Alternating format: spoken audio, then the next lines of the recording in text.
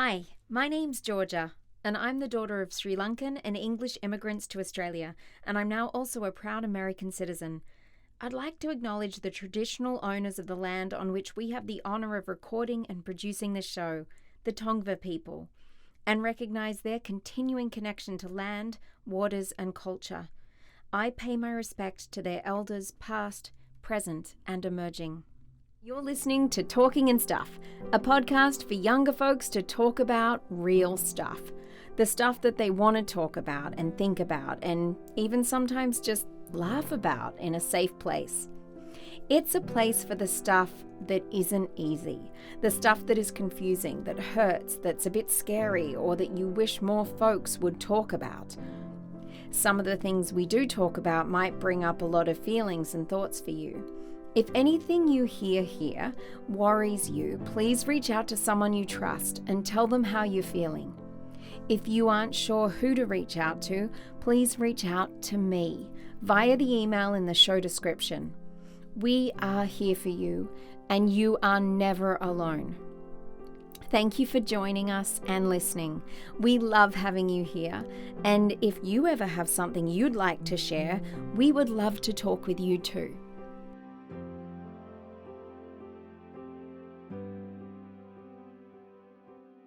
So if you want to share your name and your age and whereabouts in the world you live.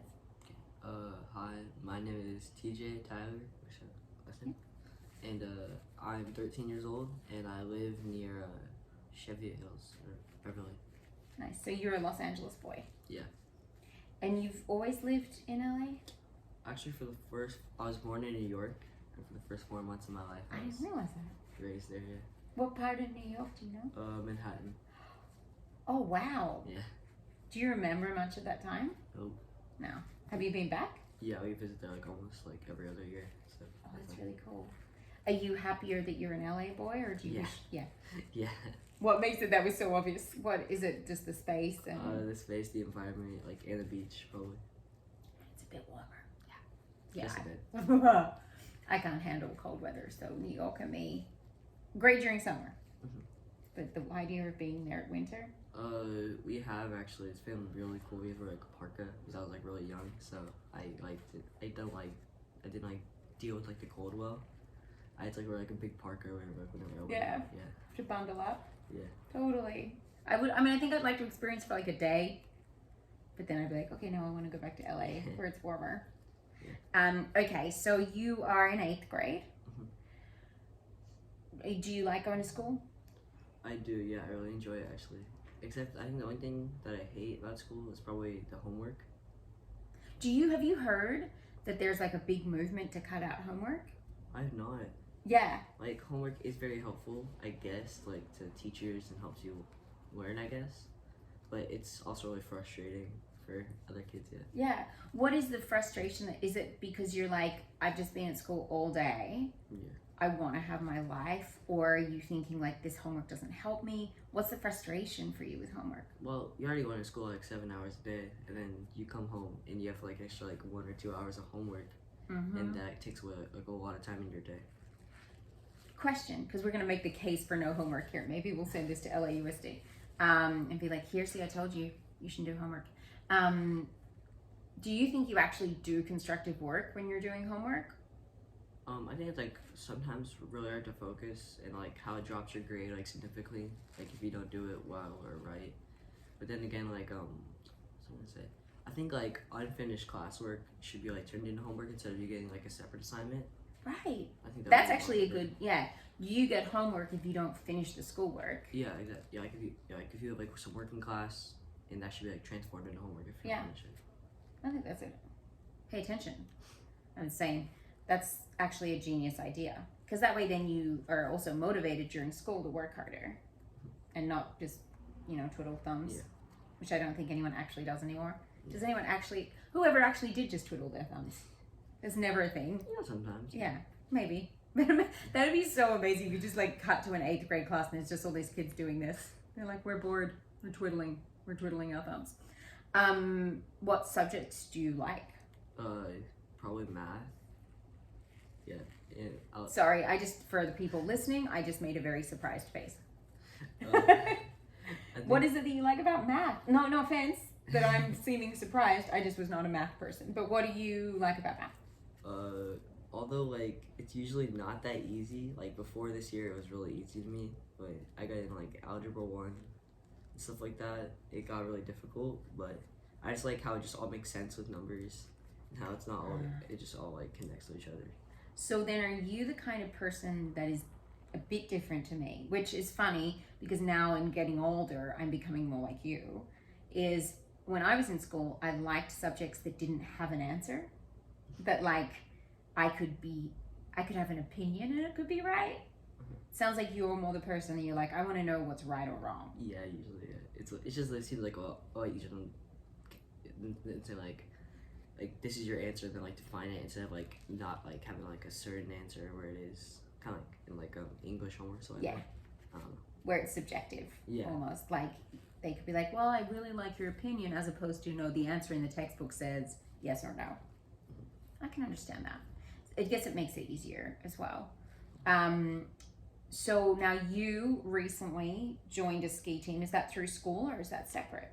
I wish it was through school because then I would be doing like a sport for school. That would be like credit or something like that somehow. But no, it's separate for sure. Yeah. So, as we discussed off camera and also about New York, not someone that's very experienced with snow and cold weather. So joining a ski team is not anything that's ever been on my docket. Tell me why ski team? What's your experience skiing? Tell me all about it. I am genuinely fascinated. Well, like around like 7 years ago, I just started skiing and it really came awesome. So I memorized it. Every time we went up there, I would memorize the entire amount of Big Bear. You're like, oh, this is getting too small. I've never run here, so we switched over to Mammoth. Oh, so you actually like learn the runs? Yeah, I went. I didn't realize that. Yeah, because I went up there so much, I was like, oh wow, this is getting too easy. So like we went up to Mammoth and I started skiing like with my cousin a lot because he was like a racer already. He's like 15 now. Okay. But I started racing with him a lot, and he would like teaching me like, how to get better and stuff. And this year, I decided to ski with him with the race team. And you do skiing, the two skis, as opposed to a lot of people are into snowboarding. You're more into skiing? I've tried snowboarding once or twice, but it's just not as easy. It hurts when you fall, for sure. Yeah.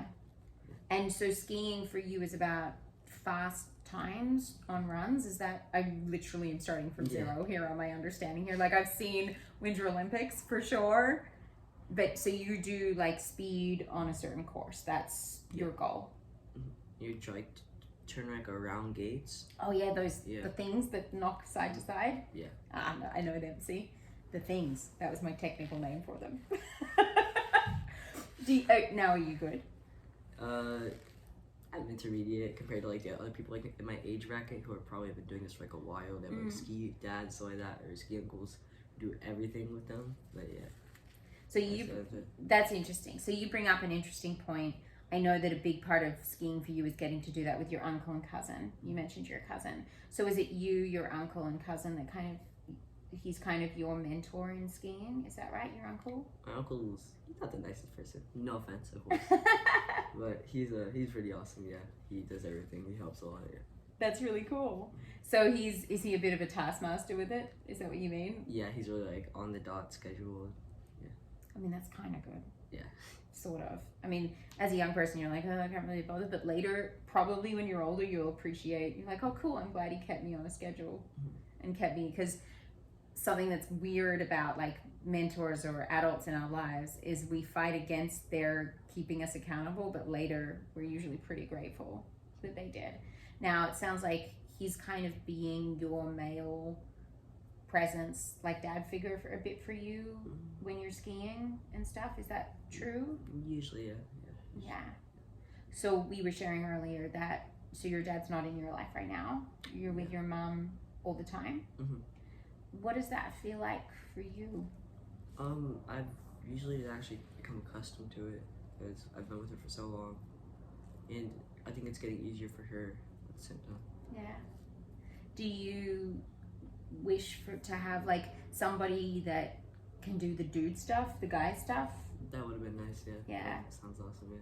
What sort of, I've never thought about that. Like what sort of guy stuff do you maybe wish that you could have in your life? Well, when I was with my dad, we used to like drive like RC cars in the park, throw like a frisbee, play football. Yeah. It's cool. Yeah, and I think it's not typically a mum thing. Yeah, like watch sports too, like that. Yeah. So I'm the weirdo that likes watching sports. But No, I love watching sports. yeah. It's so Which cool. sports do you watch? Football, baseball, and sometimes basketball. Okay, yeah. I love watching baseball. Yeah. Football, I'm still trying to get my head around as an Australian. I said something really mean, forgive me, but I was like, I feel like it should be the sitting, the NFL, I was like, it should be the National Sitting League, because they just like sit on the bench and then they switch over and sit on the bench. I'm from a sport, Australian rules football, where it's like running all the time, everybody's on the field, you don't switch over. And that's like soccer, like football, right?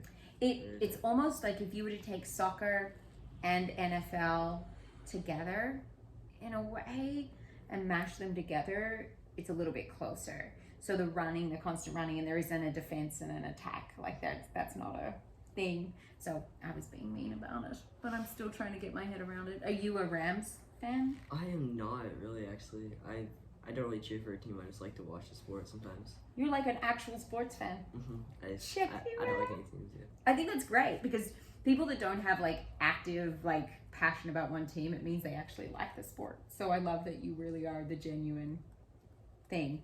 Now you mentioned you like basketball. Obviously you and I have a connection that I swear it's connected to basketball. I love basketball as well, but that's not our connection. Do you play basketball? I play with my cousin, actually. Yeah. He plays basketball too. So. You seem pretty tall for your age. Are you? Yeah. I would play competitively, but like I don't think I'm gonna be outclassed by everyone there. I'm not the best like shooter or something like that. That's okay. Yeah. Because we have a alopecian. So this is another one of my alopecia buddies. I'm just gonna bring all my cool alopecians in here. So you have alopecia, and we have Charlie Villanueva, who has alopecia. Did you know about him in the basketball world with your alopecia, like that connection? Oh, you've met him? Yeah. How was that? I met him like right after my dad like lost contact, I think, like near that time, and I think I have a picture with him. I don't know where it is, but it's somewhere else. Yeah. Did it feel good to meet him? Yeah, I definitely forgot his name though. You definitely reminded me of that. Charlie Villanueva. He's on the Clippers, right? No. He used to be on, I don't know what team he's not playing anymore. Oh. But he's still super engaged doing all his stuff. Did it feel good to meet a big, tall, like famous basketball player that had alopecia as well? Did that feel better? Definitely, yeah. It felt awesome, yeah. Because you sort of, it's interesting. Some alopecian people I meet, I'm like, oh, you definitely have alopecia. Like you kind of carry it off in a way that I wouldn't necessarily look at you immediately and be like, there's a kid with alopecia. I don't know what you're doing differently, because obviously you're the same. Like, you don't have hair like everybody else, but you have, like, it's just so part of you that I don't feel like you're walking around aware. Mm-hmm. Do you feel like it's a huge part of your life, or is it more just a part of who you are? It definitely was pretty uncomfortable to like get used to the hat, but now I just like, it's pretty comfortable. I just walk around with it all the time. Yeah. I just don't really care anymore. And are you allowed to wear a hat at school? I am, yeah. It's pretty cool. My teachers are all fine with it. That's great. That can be hard. I deal with some young people that teachers are just being like a pain in the... where they like, no, you have to be like everybody else and not wear a hat. And hey, be real. That was like the lowest way of my brain, like elementary, when I was like growing up. Yeah, that was kind of sucky, but it got better after that. It's fun. That is not cool, man. Yeah, not that cool. Yeah. I mean, some teachers, it's clearly their issue, right? Because if they were really thinking about you and what's best for you, they'd be like, it's cool, man. Grown-ups, seriously, grown-ups, sometimes you just gotta be kinder. Just a hat. It's just a hat, exactly. So, okay, you got ski team. What are the other things about your life that, like, so, say it this way, like, if someone said to you, paint a picture of the things in your life that make it a good life to live, what else would go in there? Definitely music has been a big part of my life. I listen to an artist called Juice WRLD, which is like, he talks a lot about drugs and stuff like that. His music, which is pretty bad, but he definitely like made like me understand like why my dad has to be like taken away or something like that. So Yeah. But I definitely like, he's awesome. I love him a lot. That's really interesting. Mm. What sort of music is Juice WRLD? Is it R&B, hip hop? It's, I don't know. Rap? He definitely passed away though in 2018 Oh, I didn't know that. due to overdose. So he, Oh no. yeah, but he was an awesome singer for that. I have no idea what class he was in. Definitely was not pop. Definitely was not hip hop. It was something like in the middle, I guess. Interesting. So he almost has his own genre. Yeah. Now, young people listen to, and this is going to make this, what I'm saying makes me sound so old. Young people listen to music to be able to connect to each other. But it is, music helps us feel things or like put into words or put into emotions what we can't necessarily say or we didn't even realize we were thinking. That's something for me. Like sometimes I'll be listening to something and I'm like, oh, that got me. Like that got me in the feels big time. And it's interesting, just side fact for anyone listening and for you, music is the only activity that we ever do that fires all the parts of our brain. So the reason why music can make us feel so good is we're like, oh my God, I just feel so alive right now and I didn't know why. When you're listening to music like Juice WRLD or anyone else that say things or makes you feel things, is it a sense of, like, I'm just going to throw words out, I don't want to feed you, but like relief, connection, what is the feeling that makes that feel so good? Well, I mean, I've heard his song so many times, so like, now that like my brain's like memorized it, it just feels good to listen to them, I guess. Yeah. It also sounds so good, so. Would you ever do music yourself? I don't think so. I actually stutter a lot. Oh, you do? I'm not stuttering right now though, but. I know, I mean, at one point I like, you weren't sure what to say, and that's all I thought it was. Mm-hmm. You stutter. You're doing a really good job of hiding it right now. If my brain's like moving like too fast, I guess sometimes I just stutter. So. How long have you been aware that you stutter? Probably since I was like 6th grade or 5th grade. Okay, and you said so when your brain's moving too fast. Yeah. Which makes me beg a question to you. Do you feel like your brain's sometimes 2 steps ahead of where your feelings are at? Well, like if I'm like trying to say something and my brain's I think like ahead of that, I have to like double back to like where I was, and it's difficult to like get it out then. So then I have to like restart my entire sentence, and it just gets annoying sometimes. That's really interesting. Yeah, it's kind of sucks sometimes though. Yeah, it would be sucky because especially if certain people that are listening to you aren't as like patient or caught up in their own not being a cool person, they might joke. Has anyone ever teased you for it? There's a ghost in my house apparently. The door just shut and there's no one here. Sorry. So no one's ever teased you for it? I think my cousin, he did make a joke about it once. It wasn't offensive though. It was just pretty funny though. Yeah. And I think we all do things. Like there's videos of me doing stand-up where I literally am like,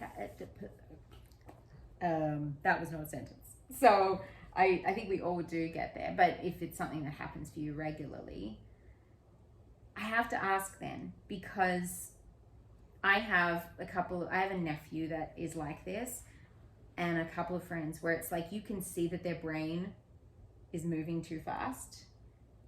Do you ever get, like if you're not talking, because I do know you well enough to know you're not the most chatty, like there are some people, like your brother, they're super chatty immediately, and your mom.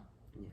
So for you, do you find that it's almost like your brain's the one doing the talking to keep up with the people around you, but sometimes it doesn't actually come out? Yeah, usually.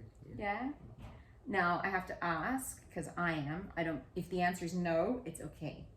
Are you an introvert? I actually saw something. I don't want to say like sound weird or anything and sound like an idiot. Like I saw something off TikTok or something like that. But you could never sound like an idiot. We all see things off TikTok. Yeah, it was like this one girl or one person saying I lost it. No, it was like how like an extrovert is like how they get their energy like being around people, and being an introvert is like getting your energy like when you're like alone. I definitely get my energy when I'm around people, so I guess that would make me an extrovert. Yeah. I definitely like to just like sit by myself sometimes. Sure. Yeah, you can be both.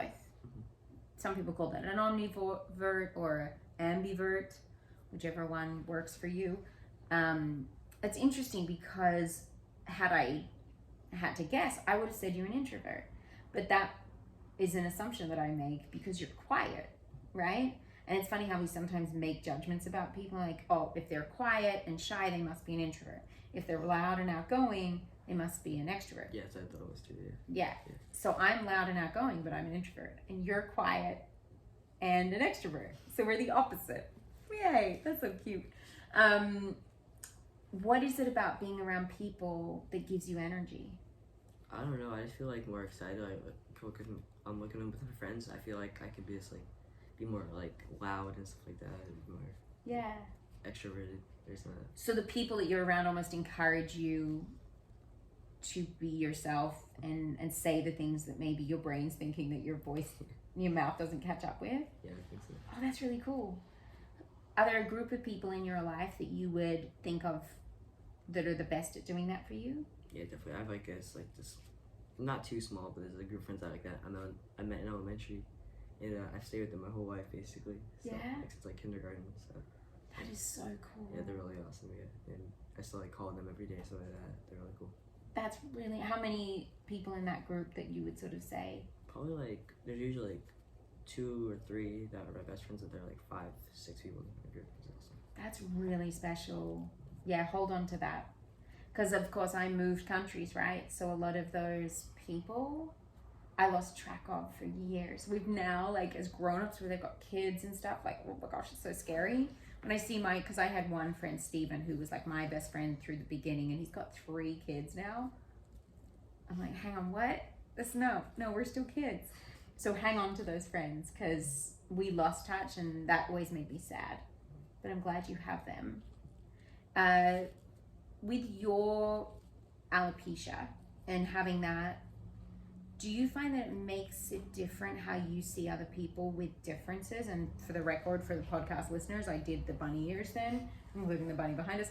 But like, obviously, you and I know that alopecia doesn't make you different. It's just a thing that is of course it makes you different, but like, there's no good or bad to it. It's just like, that is something that is different in my identity, the same way that some people have, a scar on their leg or whatever.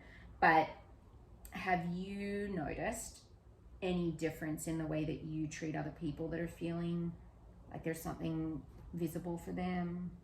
Definitely not. Just treat them the same. Yeah. You just treat everyone the same. Yeah, they're all people. Yeah. I think what's interesting about what you just said, just to point out to you, is that's actually special. Because a lot of people treat them differently. So what you're like, no, of course I don't treat them differently. That's like, that was your answer to my question, right? But what I'm hearing is that is different. You know what I mean? Because most people would look at them differently, maybe judge them, maybe tease them, hopefully not. But like, they would do something where they're like, they might stare or whatever. But you're like, no, they're just people. Mm-hmm. So that's actually quite a unique thing. So that's actually good. But it is interesting how I think I was talking to somebody the other day about privilege, like, how that's used all the time now, that word of like, privilege this, privilege that. But I was thinking, I feel like we have a privilege that most people would not think is positive. They would be like, oh, you lost your hair. But I'm like, losing your hair gives you the privilege of not judging other people by their appearance. And that, to me, that's awesome. Because then you get to know people, you get to see other things in them that you wouldn't see otherwise. Do you find that you get to know people beyond their appearance at all? Like, is that something you've ever been aware of? Usually, I think it's like with a small group of people, I definitely learn a lot about them. I learned a lot about them a lot, and so I can bring them up and start a conversation usually. Yeah. It's important, isn't it? Mm-hmm.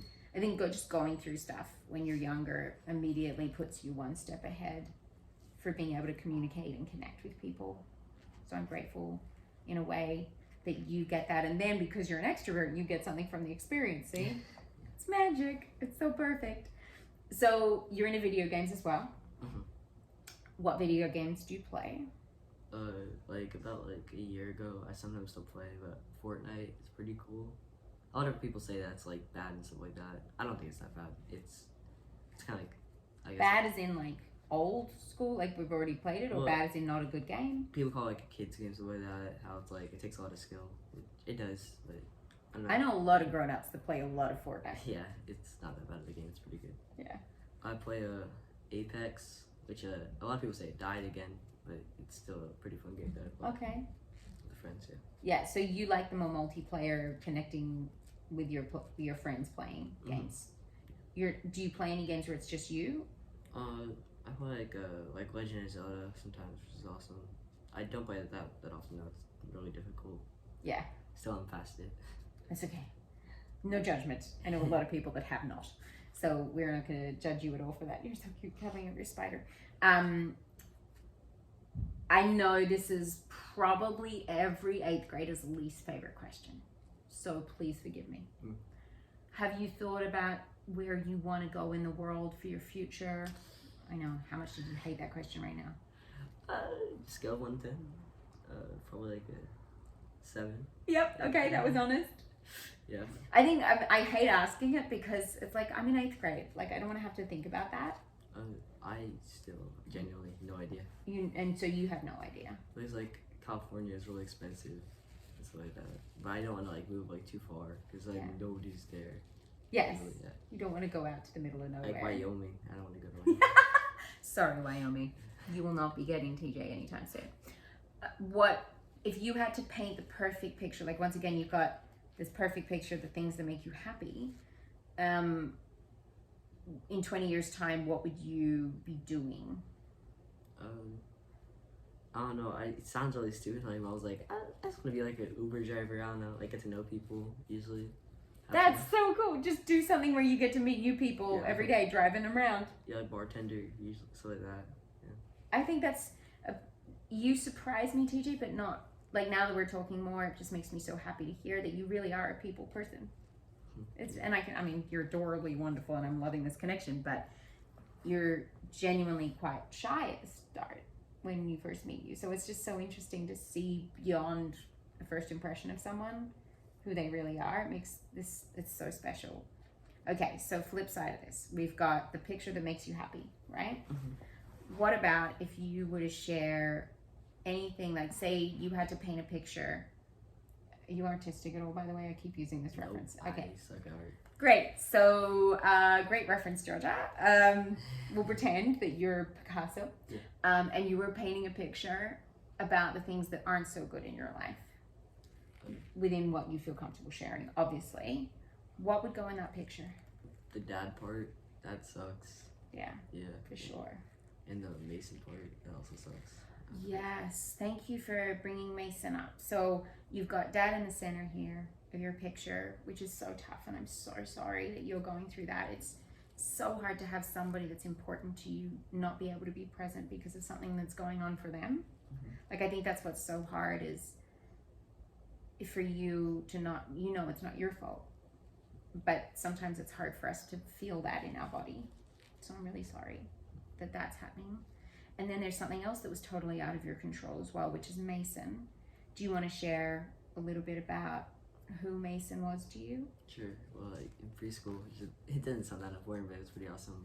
We were friends then, and we became best friends over time. And when he was like 9 years old, he got diagnosed like with leukemia, and he was battling for like a year. And then he beat it, but then it came back, and then he passed away. It's pretty cool to have a picture because like we're both bald at the point, so. I was wondering about that. There must have been some really positive moments within that of you both being bald and looking similar. Yeah, that's very cool. Yeah. Do you find that that helped you and that helped him in that moment? Do you think it was helpful? I think it was pretty cool to hang out with him. Yeah, and he was almost like your best friend. When he first beat it, that must have felt so good.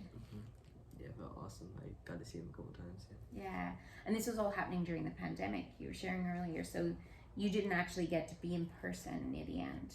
Yeah, we played online a couple of times. Yeah. From that experience of losing your best friend, and well, so I have a different, like you lost him physically, but you'll never lose him emotionally because he'll always be there. He's always going to be in your heart, right? Like you can't just like, no, Mason, that's not a thing. He's in your memories forever. But if you could say anything to people who maybe, like, I don't want to front load where you go with this, but like I think we take people for granted a little bit. Like we don't know how lucky we are to have people in our lives and have connections. From your experience with Mason, is there anything you would say to people about the important people in their life? I guess like just give everybody a chance. I guess like you don't know how much time they have left or that you have left, so definitely give them a chance and make them feel special. Yeah. Well, you have made me feel very special just getting to hear a little bit about your story, to getting to see the layers of you and getting to know how much people matter to you, which is so special.